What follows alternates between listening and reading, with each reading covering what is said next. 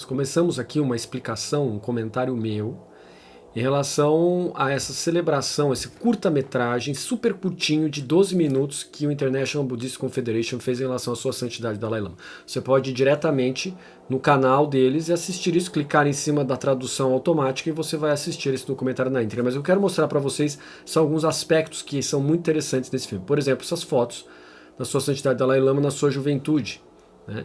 E ele que é considerado hoje um símbolo mundial da compaixão. Recentemente, nos Estados Unidos, houve o Dia Mundial da Compaixão e como referência a ele, mesmo diante de todos os problemas que os norte-americanos vêm encontrando nesses tempos, né? E aí nós temos aí o Guardião do Norte, Vaishvarana, que simboliza a compaixão, e aqui a corte de debates, que é uma prática que a gente pode dizer assim, da cultura oriental até hoje, né? Que tem várias e várias práticas. Eles acabaram de ver a vila onde o Dalai Lama nasceu, e aí a ideia de tempo circular, a ideia de reencarnação, é algo do Oriente também, que confucionista, taoísta, budista, que fala do tempo circular, hinduísta também, né? Então, aqui nós temos as provas do Dalai Lama, ele passando por debates, então não é porque ele nasceu que é, então depois vem a prova, né? Então, e aqui nós temos a Universidade de Nalanda, eu já estive aí pessoalmente, também em 2023, e aqui nós temos, em 1953, o Dalai Lama na Índia pela primeira vez para a celebração de uma festa budista, e depois em 1959 como refugiado, e aqui nós temos imagens verdadeiras, documentadas da chegada da sua santidade Dalai Lama ali. Por que sua santidade Dalai Lama? É porque existe uma questão de equiparação de autoridades religiosas, né? Os tibetanos não chamam ele de His Holiness, nem sua santidade, mas, né, no mundo ocidental ficou assim. Então ele está aí em Arunachal Pradesh, onde foi a sua entrada como refugiado, fugido ali, né, da questão do regime chinês, para tentar fazer uma resistência na Índia, né? E aí nós temos a atual residência dele em Dharamsala, eu já estive aí algumas vezes, né? E ele chama a si mesmo verdadeiro filho da Índia, né? Devido a esse conhecimento que ele traz consigo. A gente não sabe, mas são 5 grandes tratados, pelo menos, que se tem que estudar. E desde a época de Lama Tsongkhapa, 1357 a 1419, que você tem alguns títulos em relação a Kashipa, 4 grandes tratados, mestre de 4 grandes tratados, e Kashupa, o mestre dos 10 grandes tratados, qual a sua santidade Dalai Lama, sem dúvida alguma, é um mestre desses 10 grandes tratados, né, que são verificados, como vocês viram ali. Né? Aqui nós temos oferendas de luz, que representam a sabedoria. E aqui a grande importância dele, o encontro dele com diversos líderes mundiais ao longo do tempo, né? E aí nós temos aí ele em 1988, na cidade do Vaticano, com nada menos que João Paulo II, hoje São João Paulo II.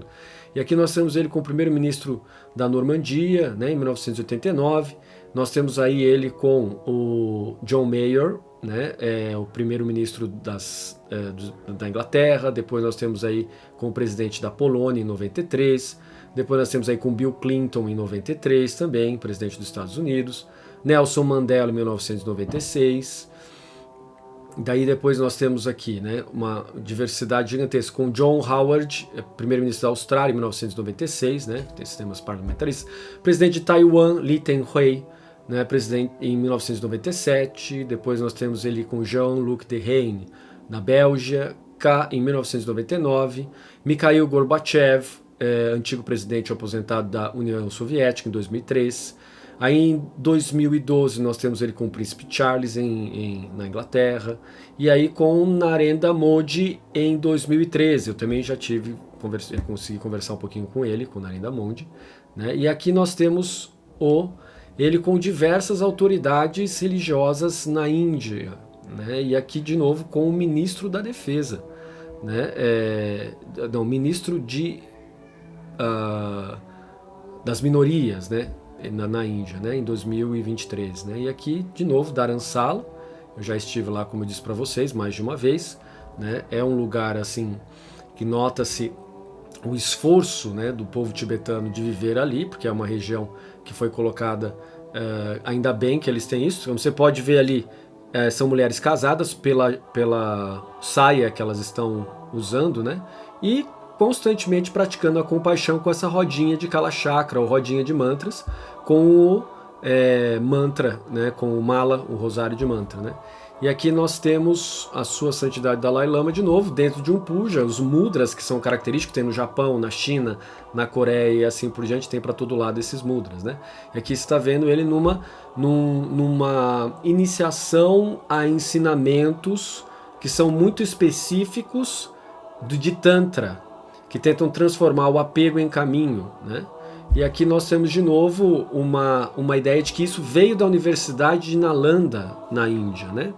E essa ideia de Nalanda ela é muito interessante porque ela traz consigo a ideia de uma academia universitária reconhecida pela Unesco, né? E aqui nós temos ele recebendo o Prêmio Nobel da Paz, né? Então, pela sua teoria de interdependência em 1989 e ética para o novo, que foi chamado de ética para o novo milênio, mas é uma teoria de interdependência dentro da razão natural, o que a gente pode dizer também, né, dentro da teologia natural, né? Então, está aqui ele recebendo o Prêmio Nobel. Eu não conheço nenhum outro monge que tenha, budista tibetano, que tenha recebido o Prêmio Nobel da Paz, né, em função de uma teoria da interdependência, né, que serviu de grande inspiração, inclusive, para muitas teorias do mundo sobre a interdependência, né? Então ali, ó, né, há um grande orgulho do povo tibetano, né, e sempre o Dalai Lama conectado com a ideia de não violência e compaixão, que era típica da abordagem, principalmente de Mahatma Gandhi, né, o Mahatma, né? E aqui tem uma homenagem novamente ao exercício da sabedoria de Nalanda, que, embora hoje esteja em ruínas, continua muito viva no meio tibetano. Isso tudo é o pensamento indiano que foi mantido e desenvolvido pelos tibetanos, né? E aqui a parte principal, assim, na minha opinião, aqui para o nosso povo, a parte principal que é ele com crianças. Nós tivemos aquela questão de colocá-lo no centro de uma controvérsia absurda, né? Para quem conhece o Dalai Lama como eu e viu a estrutura de segurança que ele vive o tempo todo, aquilo é simplesmente absurdo, aquele nível de difamação que foi feito contra ele, dizendo atrocidades criminosas em relação a ele, né? Crimes de calúnia, né? A partir de imagens que foram disponibilizadas e direcionadas, né? Então, aqui tem uma resistência, né, última do International Buddhist Confederation, que é indiano, né, que aquele menininho que estava lá também faz parte ali, né, da cultura indiana. E aqui nós temos a Tibetan Children Village, que eu já fui algumas vezes também, né, onde tem as crianças que recebem a educação tibetana, né, e aqui, né, pequenos monges que não são monges, eles não têm um voto celibatário, tal, são crianças que são educadas dentro do monastério. E aqui nós temos o Dalai Lama para toda a humanidade. Como eu disse para vocês, é um tanto quanto absurda a ideia, né, que foi colocada na nossa mídia, direcionada, obviamente, de que o Dalai Lama teria alguma conexão com o abuso infantil. Isso é um absurdo total, porque quem conhece o Dalai Lama e vê como ele vive, é impossível, por exemplo, colocar uma criança com ele sozinho. Ele vive cercado de pessoas o tempo todo por uma questão de segurança, né? Então é um nível de maldade muito grande aquilo que fizeram com o meu guru raiz aqui no Brasil, né? Então, meu principal mestre é ele, o Dalai Lama, né? Depois vocês vão ver aqui, logo mais no vídeo, o nosso próximo mestre. Esse eu estava, fórum de 2023, fórum de 2018, todos esses fóruns em relação ao Vinaya eu estava presente, também assistindo a sua santidade Dalai Lama. Esse aqui foi o aniversário dele, a celebração que eu estava aqui no Brasil, estava assistindo de madrugada. Tá ali o Richard Gere, eu estive com ele na Austrália, né? Eu me encontrei com ele e eu posso dizer para vocês que ele é uma pessoa muito, muito silenciosa, né? Muito diferente daquilo que nós vemos em vídeo. É até estranho estar na frente de um artista de Hollywood que não fala muito, entendeu? Ele é muito introspectivo. E aqui atrás dele, da sua santidade Dalai Lama, tem o Sandor Rinpoche, que logo depois do Dalai Lama, dá para ver só a cabeça dele um pouquinho ali, não é esse de cavanhaque não, é um monge. Tá aí o meu mestre, também o meu outro guru raiz. Tem gente que fala só pode ter um guru raiz. Não, esse é meu guru raiz também. Kensur Shartsi Chamchu Choden, que esteve aqui em Valinhos, esteve aqui em São Paulo, foi para Aparecida comigo, Santuário Nacional de Aparecida. Então, quer dizer, né, nós temos aqui alguém que andou comigo pelo Brasil, né? E esse aí é um conselheiro do Dalai Lama. Mas como eu dizia para vocês, houve uma articulação aqui no Brasil que nós temos que ficar muito atentos em relação ao mercado chinês, né?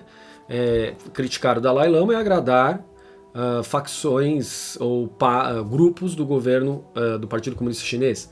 E aí houve essa tentativa de articulação aqui no nosso país, né, de criticar o Dalai Lama, não só no nosso país como em outros lugares também, para haver uma aproximação onde está o dinheiro, né? Então, claro que isso faz parte do jogo do mercado, né?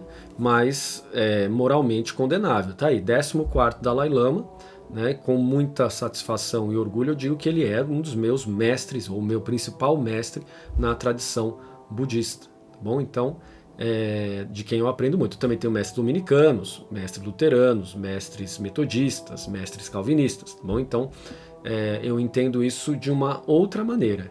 Eu entendo isso como uma ciência, um conhecimento que está ligado muito à concepção também política do nosso mundo, né? Não é só política, mas eu entendo isso como algo que transforma a nossa sociedade a partir da política que cresce e vem a partir da filosofia que está na religião, né? Tá bom? Então, tudo isso eu trouxe para vocês se atentarem. Eu continuo do lado da sua santidade Dalai Lama, afirmando a total, né, composição maluca que foi feita. Sou totalmente contra aquela ideia, aquela instrumentalização que foi feita, e gente falando que ele estava isso, que ele estava aquilo. Não, né? Ele só está um pouco mais assim, ele está um pouco mais solto a partir da idade dele, né? Como a gente pode ver nos vídeos, e que aquilo foi uma manifestação assim de brincadeira, de afeto e etc.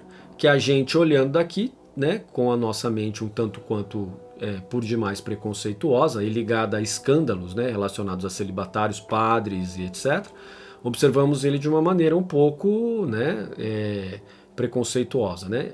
E aí poucas pessoas defenderam a posição que eu estou defendendo agora e continuo defendendo, que a sua santidade Dalai Lama não é nenhum pedófilo enrustido, não é nenhum pedófilo fingido, nem nada, muito pelo contrário, né? É um mestre. Eu continuo afirmando a minha lealdade ao meu mestre, a sua santidade Dalai Lama, como sendo meu principal mestre budista, certo? Então, 90 anos, esperamos que a sua santidade Dalai Lama viva uma longa vida e que permaneça como sendo um símbolo da compaixão para o nosso mundo e para o diálogo interreligioso. É isso. Muito obrigado.